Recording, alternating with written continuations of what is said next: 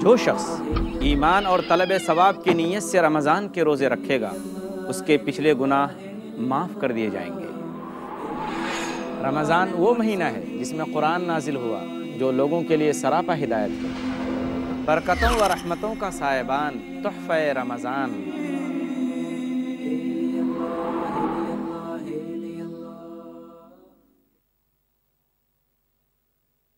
الحمدللہ رب العالمین والصلاة والسلام علی خاتم الانبیاء والمرسلین محمد وآلہ وصحبہ اجمعین، اما بعد رب اشرح لی صدری ویسر لی امری واحلل عقدۃ من لسانی یفقہوا قولی۔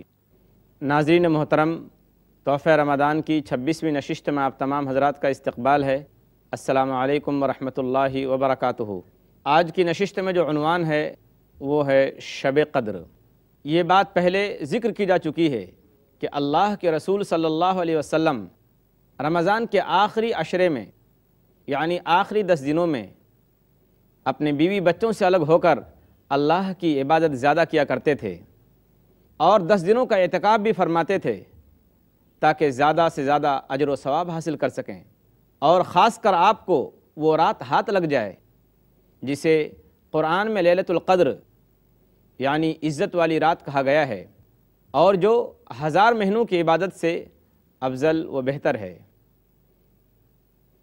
اس رات کی سب سے بڑی فضیلت یہ ہے کہ اللہ تبارک و تعالیٰ نے اسی مقدس رات میں انسانی ہدایت کا سرچشمہ یعنی قرآن پاک کو اتارا ہے۔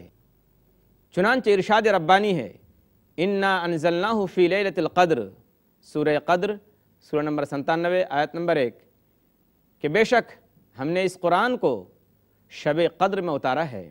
یعنی اللہ تبارک و تعالیٰ نے قرآن پاک کو شب قدر میں اور لوح محفوظ سے اسی رات میں آسمان دنیا پر اتارا گیا، اور پھر وہاں سے 23 سال کی مدت میں ضرورت اور مصلحت کے تحت اللہ تبارک و تعالیٰ نے قرآن پاک کو آپ صلی اللہ علیہ وسلم کے دل پر اتارا ہے۔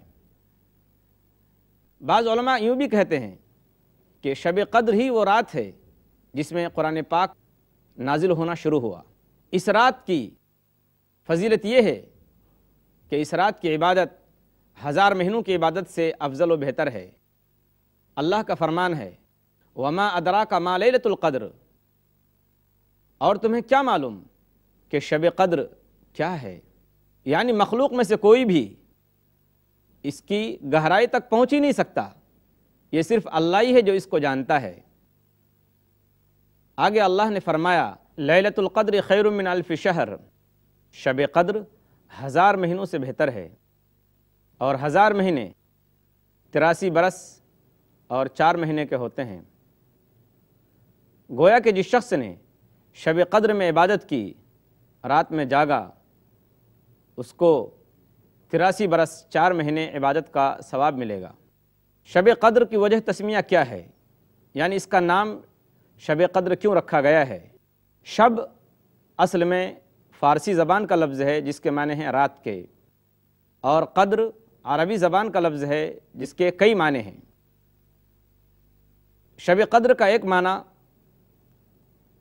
قدر و منزلت کا ہے، یعنی عزت کا ہے، گویا یہ رات عزت والی رات ہے، اس لیے اس کو شب قدر کہا جاتا ہے۔ دوسرا معنی اس کا فیصلہ کرنا اور اندازہ کرنا ہے، کیونکہ اسی رات میں سال بھر کے لیے فیصلے کیے جاتے ہیں کہ کس شخص کو موت آئے گی اور کون بچہ پیدا ہوگا، یعنی روزی وغیرہ کی تمام ذمہ داریاں اسی رات کو فرشتوں کے حوالے کر دی جاتی ہیں۔ اس لیے اس کو لیلۃ الحکم یعنی فیصلے والی رات بھی کہا گیا ہے، جیسا کہ اللہ تبارک و تعالیٰ نے سورہ دخان سورہ نمبر 44 آیت نمبر 3 کے اندر فرمایا ہے کہ انا انزلناہ فی لیلۃ مبارکہ، کہ ہم نے اس قرآن کو برکت والی رات میں اتارا ہے۔ انا کننا منذرین فیہا یفرق کل امر حکیم، کہ اسی رات کے اندر ہر طرح کے فیصلے کیے جاتے ہیں۔ گویا یہ رات فیصلے کی رات ہے، اس لیے اس کو شب قدر کہا جاتا ہے، یا اس لیے اس کا یہ نام رکھا گیا ہے کہ جو شخص اس رات میں اللہ کی عبادت کرے تو اس کی بڑی قدر کی جاتی ہے۔ اور اس پر بڑا اجر و ثواب ملتا ہے۔ گویا یہ سارے نام ہیں اس رات کے، اس بڑی رات کے۔ اب آپ سوچ سکتے ہیں کہ اللہ کے نزدیک اس رات کی کیا اہمیت ہے۔ ناظرین محترم، یہ رات ایسی ہے کہ اس رات میں فرشتے اترتے ہیں اور یہ رات سراسر سلامتی کی رات ہوتی ہے۔ اللہ تعالیٰ فرماتا ہے تنزل الملائکۃ والروح فیہا باذن ربہم من کل امر سلام ہی حتی مطلع الفجر، کہ اپنے رب کے حکم سے ہر کام کو انجام دینے کے لیے فرشتے اس رات میں اترتے ہیں، اور روح بھی یعنی جبریل علیہ السلام بھی اترتے ہیں، اور یہ رات سلامتی کی ہوتی ہے اور اس میں رحمتوں کی بارش ہوتی ہے، اور یہ سلسلہ طلوع فجر تک رہتا ہے۔ شب قدر کی عبادت پچھلے گناہوں کی معافی کا ذریعہ ہے۔ اللہ کے رسول صلی اللہ علیہ وسلم نے فرمایا، عن ابی ہریرہ رضی اللہ عنہ ان رسول اللہ صلی اللہ علیہ وسلم قال من قام لیلۃ القدر ایمانا واحتسابا غفر له ما تقدم من ذنبه، صحیح بخاری کتاب الصوم باب فضل لیلۃ القدر، حدیث نمبر 2014، کہ جس شخص نے شب قدر میں ایمان کے ساتھ اور اخلاص کے ساتھ جگ کر اللہ کی عبادت کی، اس کے پچھلے گناہ معاف کر دیے جائیں گے۔ اس رات سے محروم ہونے والا، اس رات کی عبادت سے محروم ہونے والا اور اس رات کی برکت سے محروم رہنے والا بدقسمت انسان ہے۔ اللہ کے رسول صلی اللہ علیہ وسلم نے فرمایا، عن انس بن مالک رضی اللہ عنہ قال دخل رمضان فقال رسول اللہ صلی اللہ علیہ وسلم ان هذا الشهر قد حضركم وفيه ليلة خير من ألف شهر من حرمها فقد حرم الخير كله ولا يحرم خيرها إلا كل محروم، صحیح سنن ابن ماجہ جلد 1 حدیث نمبر 1333۔ انس بن مالک رضی اللہ تعالیٰ عنہ سے روایت ہے کہ جب رمضان کا مہینہ آیا تو آپ صلی اللہ علیہ وسلم نے فرمایا کہ اے لوگو، تمہارے اوپر ایک مبارک اور برکت والا مہینہ آ گیا ہے، اس میں ایک رات ایسی ہے جو فضیلت کے اعتبار سے اور درجے اور ثواب کے اعتبار سے 1000 مہینوں سے افضل و بہتر ہے۔ جو شخص اس رات کی عبادت سے اور اس رات کی فضیلت اور برکت سے محروم رہا، وہ صحیح معنی میں بدقسمت ہے، اور اس رات کی فضیلت سے وہی شخص محروم رہ سکتا ہے جو بدقسمت ہو۔ ناظرین محترم، شب قدر جس کی فضیلت کے بارے میں نے آپ کے سامنے حدیثیں ذکر کی ہیں، کسی خاص مصلحت کی وجہ سے اللہ تبارک و تعالیٰ نے اس کی تعیین اٹھا لی ہے۔ شب قدر کے سلسلے میں اتنا اختلاف ہے کہ تقریباً 40 اقوال علماء کے ملتے ہیں، مگر پھر بھی معتبر اور صحیح روایتوں کی بنیاد پر شب قدر رمضان کے آخری 10 دنوں میں ہے، اور آخری 10 دنوں میں بھی جو طاق راتیں ہیں، بے جوڑ راتیں ہیں، یعنی 21، 23، 25، 27 اور 29، ان 5 راتوں میں سے کوئی ایک رات شب قدر ہے۔ عن ابن عمر رضی اللہ عنہما قال قال رسول اللہ صلی اللہ علیہ وسلم تحینوا لیلۃ القدر فی العشر الاواخر او قال فی السبع الاواخر، صحیح مسلم حدیث نمبر 2767۔ ابن عمر رضی اللہ تعالیٰ عنہما سے روایت ہے کہ اللہ کے رسول صلی اللہ علیہ وسلم نے فرمایا کہ شب قدر کو آخری عشرے میں تلاش کرو یا آخری 7 راتوں میں تلاش کرو۔ ایک دوسری روایت ہے جو حضرت ابو ہریرہ رضی اللہ تعالیٰ عنہ سے ہے، وہ کہتے ہیں کہ اللہ کے رسول صلی اللہ علیہ وسلم نے فرمایا کہ اریت لیلۃ القدر ثم ایقظنی بعض اہلی فنسیتها فالتمسوها فی العشر الغوابر، صحیح مسلم حدیث نمبر 2768۔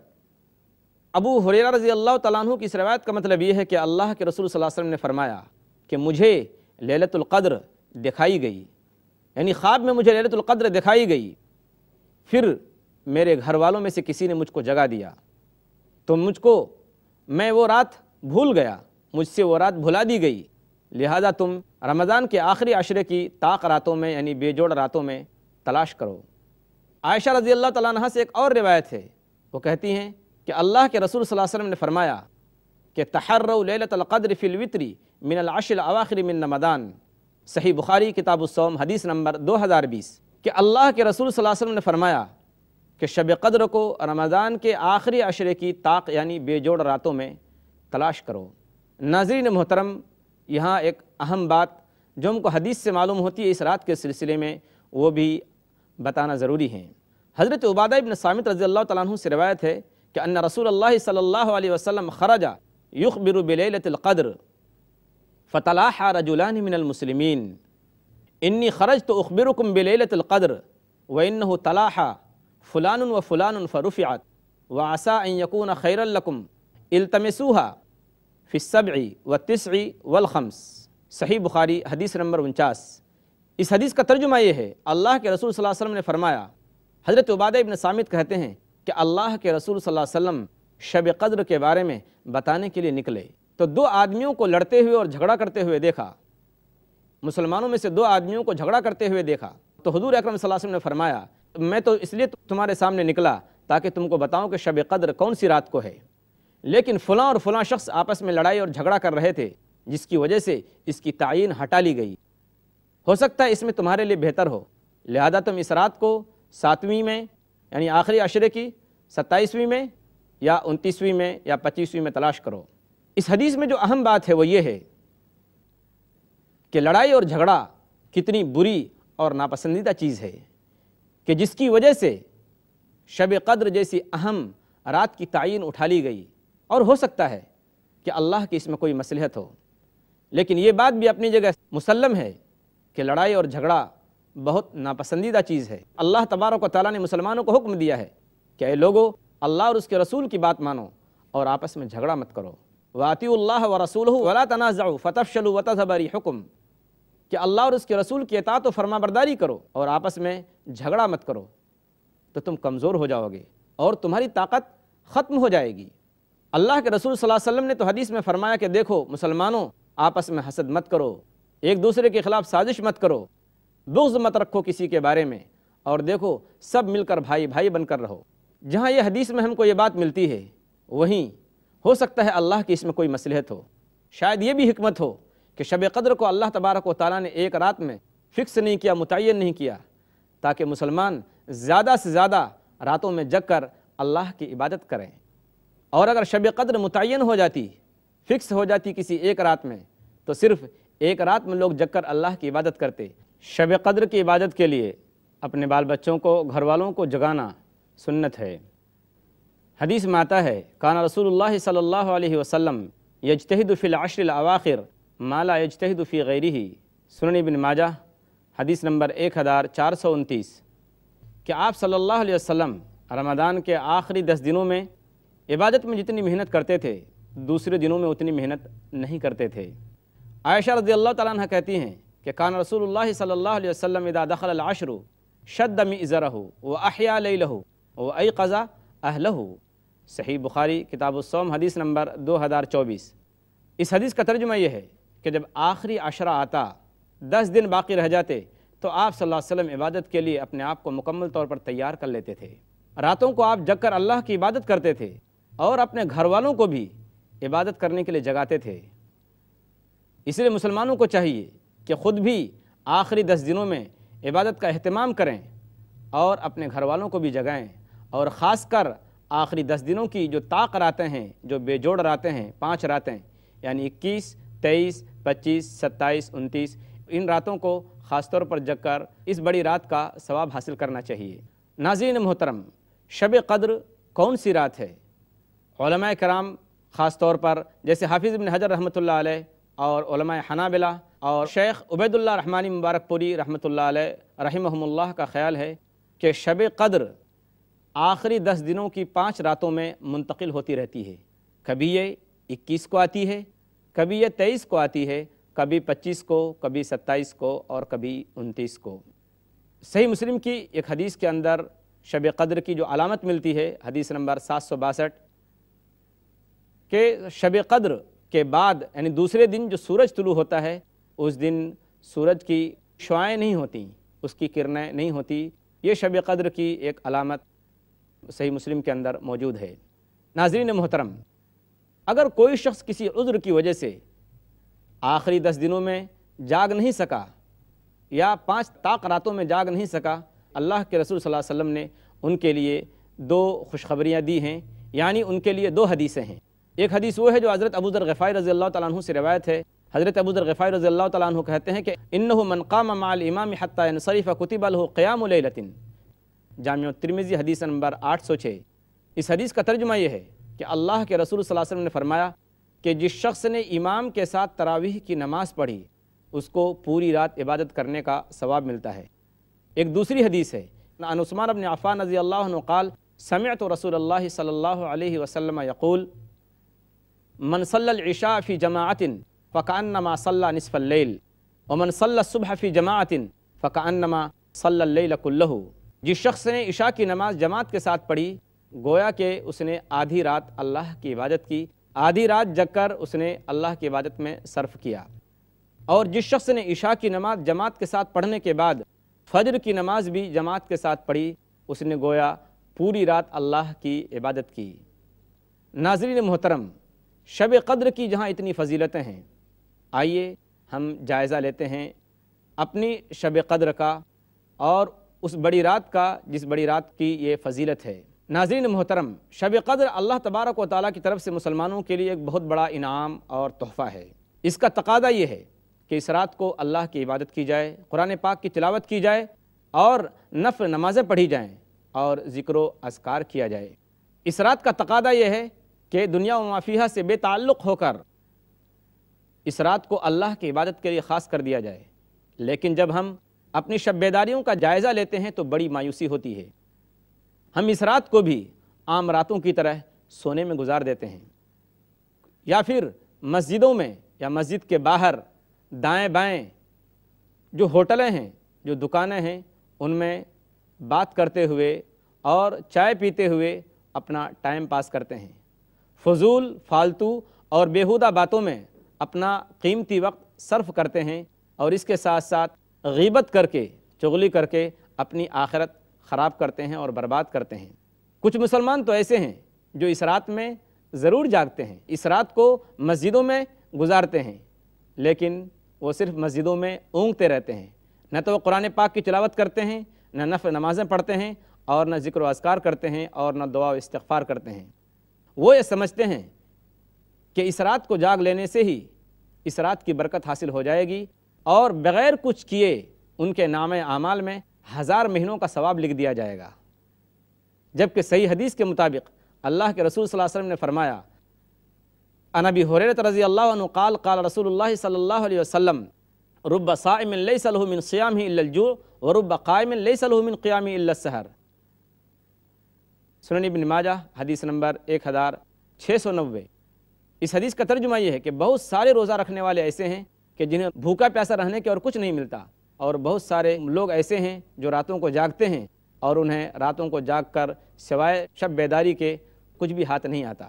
لہذا مسلمانوں کو اس رات کی قدر کرنی چاہیے۔ اس رات میں شب قدر کے موقع پر ہمارے مسلم بھائی سائیکلنگ کرتے ہیں اور بائک لے کر، موٹر سائیکل لے کر ادھر ادھر کی سیر کرتے ہیں، اس رات کو بھی سیر و تفریح میں گزارتے ہیں، یہ بالکل درست نہیں ہے۔ اس رات میں جو کرنے والے اعمال ہیں وہ کیا ہیں؟ ناظرین محترم، شب قدر میں حضور اکرم صلی اللہ علیہ وسلم سے کوئی خاص عمل کرنا ثابت نہیں ہے۔ ہاں، اس رات کو قرآن پاک کی تلاوت، نفل نماز، ذکر و اذکار، دعا و استغفار میں گزارنی چاہیے۔ آدمی زیادہ سے زیادہ اپنے گناہوں کی معافی اللہ سے مانگے، اپنے گناہوں پر شرمندگی ظاہر کرے اور اللہ تبارک و تعالیٰ سے معافی مانگے، رو رو کر اللہ تبارک و تعالیٰ سے عاجزی و انکساری کے ساتھ دعائیں کرے۔ خاص کر وہ دعا پڑھے جو اللہ کے رسول صلی اللہ علیہ وسلم نے حضرت عائشہ رضی اللہ تعالیٰ عنہ کو سکھائی تھی۔ عائشہ رضی اللہ تعالیٰ عنہ کہتی ہیں کہ قلت یا رسول اللہ ارأیت لو علمت ای لیلۃ لیلۃ القدر ما اقول فیہا قال قولی اللہم انک عفو تحب العفو فاعف عنی۔